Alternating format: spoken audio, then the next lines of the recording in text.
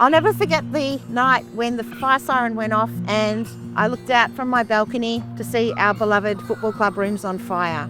It was quite distressing to watch the legacy of our club go up in flames. It was more than just a football club room, it was a place of community. Hi, I'm Sharon. And I'm Anna. And we're from Fish Creek. So a week after the fire, we were catering for a funeral of a well-known club icon. And over the course of the afternoon, there were various families coming in and delivering contributions for the afternoon tea. And Anna and I just thought to each other, we really need to capture some of these recipes. We had lost so much history the week before when the fire happened. So the idea of a recipe book was sort of floated. And we did a Facebook post. Within 24 hours, we had over 125 copies sold of a book that hadn't even been produced yet. So we thought this is a real goer, and the community really embraced it, and here we are today. It's not just a recipe book, it's a piece of our community.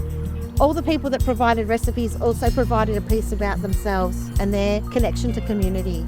Yeah, the book has been a huge success. Our first print run has almost sold out. In terms of rebuilding, we've had excellent support from federal and state government, fundraising, community businesses, private organisations. But without the help of the Gardiner Foundation, we would have been able to produce the recipe book, but the financial assistance in the printing and the setup of it all was invaluable, and it just allowed us to make so much more money to contribute towards the rebuild.